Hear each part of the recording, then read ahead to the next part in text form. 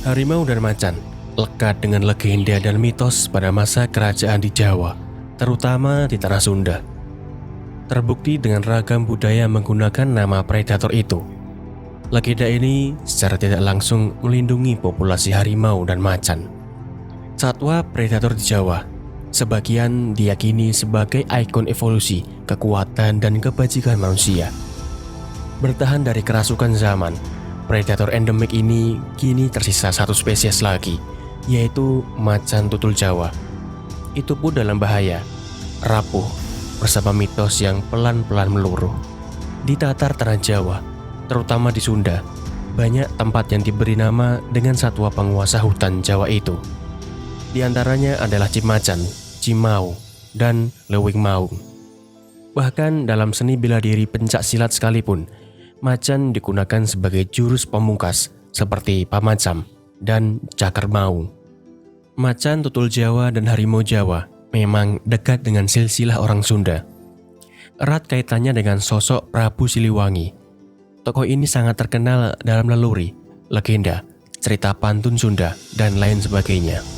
Prabu Siliwangi adalah raja yang adil paramarta, welas asih, sakti, bijaksana, punya pandangan jauh ke depan, bak ahli ramal. Tak sedikit yang percaya jika raja yang harum namanya itu masih hidup. Bahkan banyak orang yang percaya bahwa pada waktu tertentu beliau menjelma sebagai harimau, memberikan wangsit untuk menjadi pedoman anak cucunya orang Sunda dalam menempuh kehidupan dan semacamnya. Begitulah Prabu Siliwangi, sosok Sri Baduga, cucu Wastukanja, yang bertahta di Galuh, daerah yang kini termasuk Kabupaten Ciamis, Jawa Barat. Sekalipun budayawan Sunda, Ajib Rasidi, dalam tulisan-tulisannya tentang Kasundan, menyimpulkan bahwa Prabu Siliwangi dalam alam pikiran orang Sunda lebih merupakan sebuah mitos. Alasannya, para ahli sejarah tidak berhasil menemukannya dalam sumber-sumber sejarah seperti prasasti, sehingga dianggap hanya sebagai tokoh sastra saja. Meski begitu, kata Ajib, mitos merupakan cara manusia memahami sejarah. Sebagaimana ilmu, mitos juga digunakan sebagai cara pandang atau paradigma untuk menganalisa peristiwa. Kehilangan harimau Bali pada tahun 1940-an, menyusul harimau Jawa yang juga punah 30 tahun kemudian, jelas merupakan alarm genting. Menurut Guru Besar Etnobiologi Universitas Padjadjaran Bandung, Johan Iskandar, secara tidak langsung fenomena kepunahan harimau telah menimbulkan perubahan sosial budaya di masyarakat. Sebab sejatinya, penduduk pedesaan di Indonesia dalam pemanfaatan dan pengelolaan sumber daya hayati dan lingkungannya dipengaruhi kuat oleh pengetahuan lokal serta kepercayaan akan sebuah pantangan. Sekarang kepercayaan penduduk terhadap macan telah berubah. Banyak tidak percaya lagi pada mitos. Itu suatu kerugian bagi konservasi, kata beliau. Sejauh ini hanya lukisan Raden Saleh yang masih bercerita tentang macan loreng. Semisal lukisan kebakaran padang rumput pada tahun 1849. Pada lukisan 300 x 398 cm itu, Raden Saleh sengaja membuat orang marah dengan tragedi kebakaran yang mengepung satwa hingga ke ujung jurang. Boleh dibilang, harimau punya tempat spesial bagi pelopor seni modern Indonesia itu. Harimau menjadi binatang ketiga terbanyak dalam lukisan-lukisannya setelah banteng dan singa. Ia melukis binatang itu sebagai penghormatan kepada alam tropis. Sejarawan Peter Bumgard menulis sebuah buku yang memakai lukisan Raden Saleh sebagai sampul bukunya yang terbit tahun 2001 itu. Banyak tersimpan kisah yang menarik. Profesor Emeritus di bidang sejarah ekonomi dan lingkungan Asia Tenggara, khususnya Indonesia, di Universitas Amsterdam, secara gamblang menguraikan bagaimana harimau hadir sehari-hari dalam kebudayaan Jawa dan di Sumatera.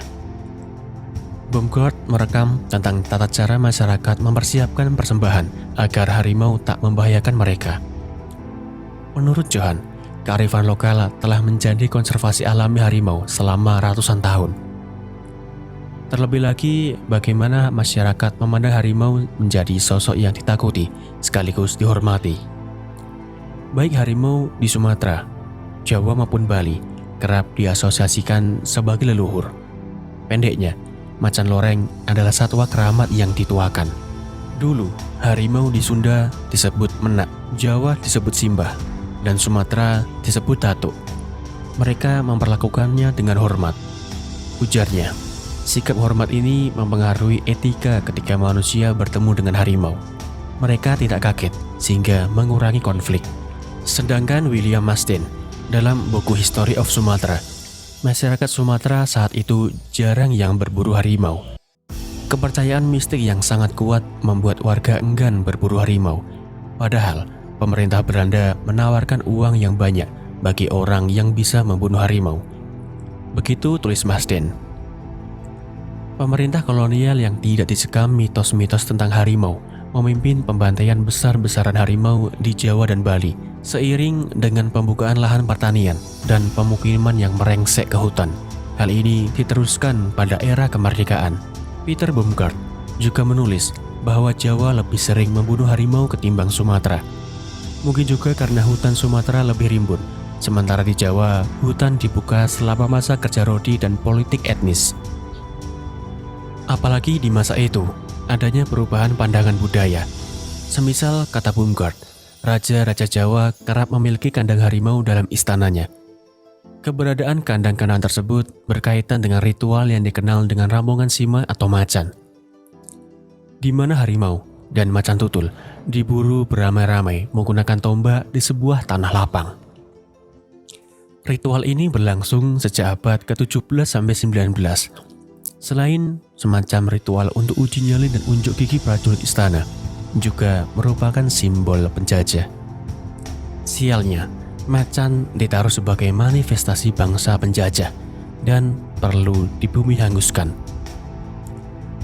Kendati pada pasca kolonial, macan loreng Jawa dilindungi oleh undang-undang, tetapi tetap saja macan loreng dianggap sebagai hama karena menghambat pengembangan tanaman ekspor seperti kopi, kakao, tembakau, dan teh. Persoalannya adalah Belanda mengembangkan budidaya itu di habitat harimau. Menurut Baumgart, seiring pembukaan hutan untuk perkebunan secara besar-besaran, konflik antara harimau dengan manusia terus meningkat. Contohnya tahun 1855, sebanyak 147 orang di Beringas tewas dimangsa harimau. Sedangkan jumlah harimau yang dibunuh sebanyak 1.100 ekor per tahun di Pulau Jawa. Maka tidaklah heran pemerintah Belanda bagi-bagi gulden kepada siapa aja yang berhasil membunuh loreng macan. Pada masa itu, uang ganjaran untuk berburu nilainya 25-50 gulden. Bagi orang Jawa, hadiah segitu cukup untuk bekal makan setahun penuh. Melihat kian ketaranya konflik antara macan dengan manusia masa kini, sepertinya hanya soal waktu aja harimau Sumatera juga akan menyusul kedua kerabatnya yang telah lebih dulu punah.